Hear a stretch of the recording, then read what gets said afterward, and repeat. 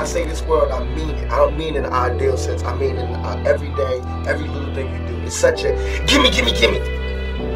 Everybody back off. You know, everybody's like, you taught that from school, everywhere. Big business. You want to be successful? You want to be like Trump? Gimme, gimme, gimme. Push, push, push, push. Step, step, step. Crush, crush, crush. That's how it all is. And it's like, nobody ever stopped. Just, you know, I feel like, instead of us just being like, slavery's bad, slavery's bad, bad whitey, bad whitey.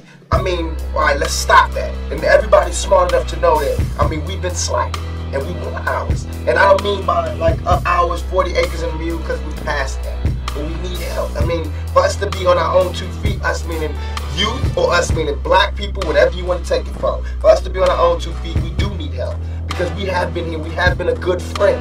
If you want to make it a relationship type thing, we have been there, and now we deserve our payback. It's like, you got a friend that you don't never look out for. You know, you dressed up in jewels. Now Americans, you got jewels, and they paid and everything, and they lending money to everybody except us. And it's like, you know, everybody need a little help on their way to being, you know, self-reliant. You know what I'm saying? That's the whole thing about the album, about the Special Olympics.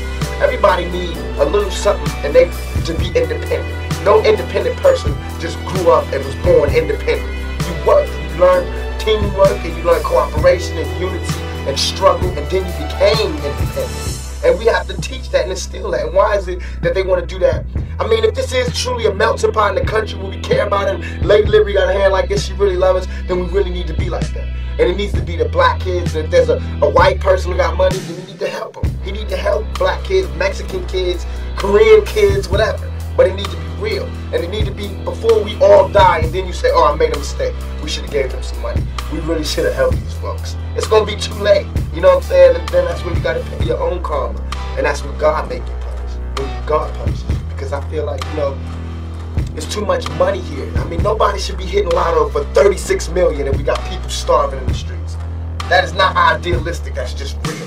That is just stupid. There's no way Michael Jackson should have, or whoever Jackson, should have $1 million, $2 billion, and then there's people starving. There's no way. There's no way that these people should own planes and their people don't have houses, apartments, shacks, drawers, pants. If they earned it, then I think that that's good. I think they deserve it. Even if you earned it, you still owe.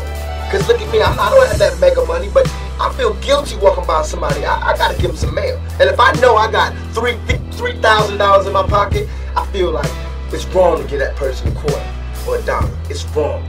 Only you know what you got in your pocket. And that's wrong. No matter what they do, if they take it and drink it, they take it and drink it. But I mean, you got.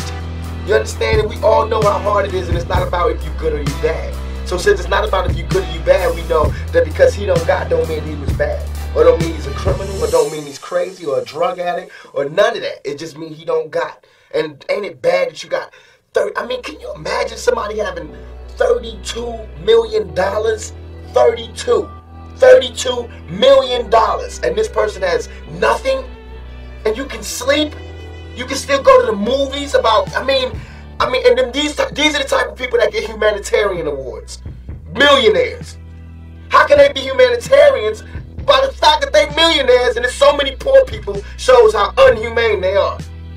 You know what I'm saying? And that bugs me. Not saying that when I'm never going to be rich and you know what I'm saying? But I'm saying it's a struggle and I think everybody deserves it. And I think there's a way to pay these people. I think there is a way. It just takes to be revolutionary. And it takes to do something out of the ordinary. You know what I'm saying? Like, I think that if we just said, okay, I got an idea. No more porno buildings, you know what I'm saying? Let's build houses. Or no more polo games. Let's build houses for poor people. You know what I'm saying? Or look, okay, I know you're rich. I know you got $40 billion, but can you just keep it to one house? You only need one house. And if you only got 2 kids, can you just keep it to 2 rooms? I mean, why have 52 rooms and you know there's somebody with no room? It just don't make sense to me. It don't. And then these people celebrate Christmas. They got big trees, huge trees, all the little trimmings. Everybody got gifts, and it's my starving. And they're having a white Christmas. They're having a great Christmas, eggnog and the whole nine. That's not fair to me. I can't explain why I shine and no one else shines. I think everybody shines in different things. And a lot of things I can't do. I can't play basketball like every other black person in America. but I can act. I know how to go to that true spot in myself because I'm there every day.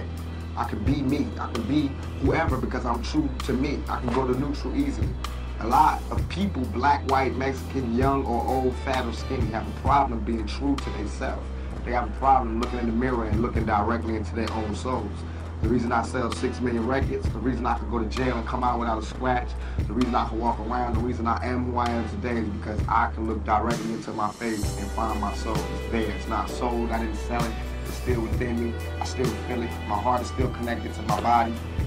So I could, any character, I'm gonna bring that intensity, that truth, that honesty to it because I have to repay for that blessing from Black Jesus, from God. I have to pay for that by shining. If He give you the voltage and you waste it, that's the curse. He gave me the voltage, I'm gonna shine. It's not mine, it's from God, it's God. Not that it's so special that nobody got it, but all of our gifts and blessings and our strengths and our weaknesses come from God. But shit, you can't survive out here by yourself. The police ain't nothing but a gang. The National Guard is a gang. The Army is a gang. We learn all our gang shit from the government. You know what I'm saying? We learn all this gun shit from the government. You know, somebody get a gun, the gov get a bigger gun. You know. What do you think you're most known for? Your acting, your music, or the controversy that surrounds you? My big mouth. My big mouth. I got a big mouth. Can't help it. I talk from my heart. I'm real. You know what I'm saying? Whatever comes, comes. But my controversy problem. And it's not my fault. I'm trying to find my way in the world. You know, I'm trying to be somebody instead of just make money off everybody. You know what I'm saying? And so I go down paths that haven't been traveled before, and I usually mess up. But I learn. You know what I'm saying? I come back stronger. You know, I'm not talking ignorant. You know what I'm saying? So I obviously put thought into what I do. So I think my controversy. I have not been out of the papers since I joined Digital Underground. I've been in all, you know what I'm saying? It's never, my name has not been uttered, you know what I'm saying? And that's good for me because I don't want to be forgotten. If I'm forgotten, then that means I'm comfortable. And that means I think everything is okay. Would you characterize yourself as somebody who was very angry before you went to prison? Nah, I thought I was charming. Then why were you always getting in all these altercations? I mean, something was going on. I have spirit. Spirit. I have so much spirit, man, where no one else would do things, I would do it. Well, a lot of people have spirit, but they don't. Because they're smart and they're mature, and I was immature before. So my spirit was handled in an immature manner. I just let it run. Now I'm a little bit more mature, and I'm going to get even more mature in time. So now I'm more mature, I can go, I know I want to do that. This is what I would do, but I ain't going to do it. How would you characterize yourself in the past? What does immature mean to you? I was immature. Immature. I did things without thinking. My actions came before thought. And sometimes maybe words too. And all my words came before thought. Things that I did, things I said, so many things I want to take back. Like what? It's gone now, so I can't take it back. But I wish I could have, but I can't now. But because you are sort of known for having a big mouth. Yeah. No offense. I am, and I don't mind either. I know people feel like that, but I don't care. You know what I mean? This is how I feel. And then I'm in the business, right? So I hate hearing other people's thoughts. Like I'll be watching something and I'll be like, he's lying. He know he doesn't feel like that. So that made me go out. When I finally got my shot to go on the camera, it made me go out there and say everything I really wanted to say instead of being like politically correct or thinking about how this would hurt people or thinking about how this would come out as to say things. Just because I knew the one says that. It shows that through these different characters, how if you're not dark inside and you come to this world, it'll turn you dark. You know what I'm saying? And so if you really have sunshine in you, it's not good to play in the dark. It's just gonna extinguish your fire. Twisted. You know what I mean? We got organization because we peep game. And it's not the mob really that we seeing, it's really the government. They the biggest mob. That's who we study. Governments. We're not being taught to deal with the world as it is. We're being taught to deal with this fairyland, which we're not even living in anymore. And it's sad. Because I'm telling you, and it should not be me telling you. It should be common knowledge. Aren't they wondering why death rates are going up and suicide is going up and drug abuse? Aren't they wondering? Don't they understand that more people are, more kids are being handed crack than they're being handed diplomas. I mean, it shouldn't, I mean, like, okay, in school we're learning to analyze, and then, well, I learned it, now they should relearn it. I think adults should go through school again. You know, I think that rich people should live like poor people, and poor people should live like rich people. They should change every week. And we'll have the best rounded people who'll be able to deal with people. I mean, everywhere. Look at civilizations, look how we grew. You know, and I think we need to learn from our mistakes and stop just going through emotions, which we're doing now. It's like we're waiting for some big button to be pushed. But society is like it's like, you know those little things they have for the mice where they go through around a circle and there's little blocks for it and everything? Well, society is like that. They'll let you go as far as you want, but as soon as you start asking too many questions and you're ready to change, boom, they'll block it. That what we need to do as a community is start taking control back of our communities. You know, I understand there's always going to be drug dealing, I understand there's always going to be violence, but we just need to regulate it so that we can at least have like a peaceful zone where we can all be cool, you know, or else we're going to all die, we're going to all be destroyed. Because soon the government is going to make the young black male, the young Hispanic male, the prime target of their all their resources and all their jail sentences and all their powerful weapons and technology will be the enemy. So unless we stop it now, regulate it, we're going to end up crashing against a wall. All right, knowing what you know, what do you think about youth and gang violence in America, especially in the black communities and Hispanic communities? Youth and gang violence. I think, I'm gonna get a lot of flack for it. I think gangs can be positive. It just has to be organized and it has to steer away from being self-destructive to being self-productive.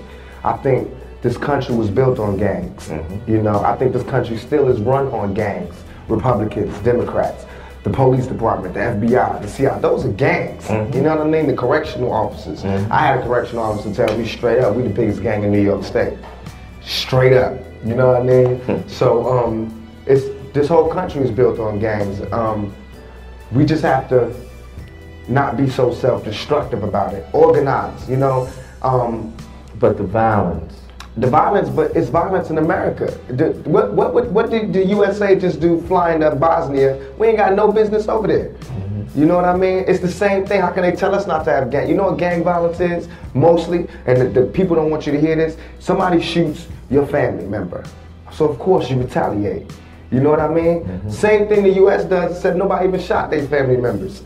You know, they see somebody bomb a school and all these people get killed, so the United States feel like, oh, that's messed up, we gotta go show them who's the real killers. That's the same mentality these gangsters get. You know what I mean? So until they stop that mentality, we won't stop. Or they won't stop. Because they watch this country to see what they do. America is the biggest gang in the world. You know what I mean? Look at how they didn't agree with Cuba. So what was the cut them off? That's what we do in the street. We block things off. I want to say stop the violence. I want to say the violence ain't good. And why can't you say that then? Because that's not realistic. I know it's not good. If anybody speak up against violence, it'll be the brother that got shot 5 times. I got shot twice. Somebody here all up in. Trust me, violence ain't cool. And they know violence ain't cool. Ain't nobody out there with a gun saying it's cool to be shooting people. It's just, you know, it's certain situations where there is no way out. But there are situations where we can find a way out. But until we find that way out, we can't say not to live this lifestyle. Now, too, we as black men, Puerto Ricans, whatever, so we stand up and start taking control of our communities, we can't get mad at anybody who stands up to do anything. You know what I mean? So I believe that it's the community that needs to do something about it. I do believe that there's a piece of liability on the drug dealers and the gangsters and the gangs and all of that, but these are not scholars. You know what I mean? We pay taxes. We pay taxes. This government is not doing anything to stop it. When the people in LA, after the rebellion, when we stopped and there was a truce, nothing happened. Did we get any jobs? No. Did we get any relief? No. But every time there's a flood, an earthquake, or a thunderstorm, America will give mad millions to somebody because their house broke down. They don't care if we stop the violence or not. They don't care about gang violence. You know what I mean? Every time that Bosnia gets shot up, any place gets shot up, they send them a whole bunch of millions of food and packages from Somalia, everywhere. Everybody getting food but us. So we don't want the gang violence to stop. So they can't ask me to tell them to stop the violence, because I can't tell nobody who's hungry what to do unless I'm ready to feed them. Then I'll tell them what to do. We sell large amounts of records, and they sell a few records, and really there's no competition. People are really making too much out of it than it is. It's really just, if you want to talk, we're going to make it specific as to what you can talk about and what you can't talk about. And the East Coast, West Coast thing is something that the journalists and people are making up just to get paid off it so it can drag out. So they're perpetuating it so it can be drama, which I still love MTV, but when it all go down, don't look at me and Biggie and be like, why is there a big East Coast, West Coast war when you're shooting this to 300 homes, 300 countries, telling them about an East Coast, West Coast war that they would never know exists. So that's where information becomes a problem. When and if it did, if it did exist, Pop, we wouldn't be here. So right, and if it exists, I wouldn't be sitting in New York talking about it. We'll try to be better role models, and y'all try to stop putting that drama out there. You got a lot of power, a lot of responsibility. We both do. We both need to exercise greater restraint.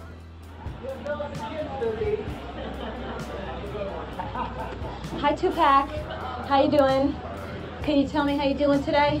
Well, I just had to listen to the prosecution's closing argument, and it was just so far from the truth that it really just has me drained at the end of the day. But I'm leaving it in the hands of the jury. I'm learning a lot about people's innermost fears in this trial, because it's not even about my trial no more. It's just about loud rap music, tattoo having thugs. It's not even about me no more. It's about, you know, some nightmare that these people having. She's talking about thug life and all that, trying to... He's definitely guilty. Anybody with thug life tattooed on their stomach is guilty. What type of reasoning is that? You know what I'm saying? We got different backgrounds. We come from two different places. Just because I look different than her doesn't mean that I'm a sodomizer or a raper. They've said it in the... I can't understand why it's this close. They talking about there's no evidence that I ever sodomized her, even though you put that all over the paper. And every time they take a quote out of this courtroom, they take a quote from out of her mouth, which is, you know, the stuff to put me in jail. It's nothing that's been true. I just want print the facts so everybody can sort it out. My life is ruined because nobody has a chance to get the facts. And the fact is that there was no semen found. No semen found, no forcible entry, no entry into the anal, no nothing, none of that. You know, and no fingerprints on the gun. No fingerprints on the gun, I'm already convicted. My whole life has been turned around. I lost every job, I lost everything, every opportunity. I can't get buy cars, can't get rent, can't get none of that. But I'm still a survivor, you know, I'm still coming to court, still smiling, still signing autographs. But soon I'm gonna go crazy. I've registered guns, you know what I'm saying? I'm a legal owner of guns. In California. California. So I came to New York and wanted to be an illegal gun runner now. You know, that's what they want you to believe. I want to start erasing this. Well, come on, man. This is all about my image. Has nothing to do with me. This is all about my image. It's like MTV, all the papers, they building me up. Now they destroying me on the same image that they perpetuated. You know what I'm saying? I'm selling records. This is what I do for a living. I'm selling records. Don't get it twisted. This is not my real life. This is not how my real life is supposed to be. I'm not supposed to be really having all these villains in my life. I'm not supposed to be having, you know, the Philadelphia, I can't do shows. Everybody's already, I'm guilty. Even though the only crime I've been convicted of is fighting. Hitting somebody in the face with my fists, ever. Only crime. But I can't even go to Philly, I can't go to Texas, I can't go nowhere. I can't go nowhere, so. You're maintaining your innocence. I'm maintaining my innocence. Because I'm loud, I didn't shut up. But I didn't think they was gonna take it this serious. Me keep talking out, I didn't think it was gonna be a matter of life and death. How do you feel hip-hop would be today if Big and Tupac was here still? And it's sad to say that their lives had to be sacrificed for hip-hop to become what it is today.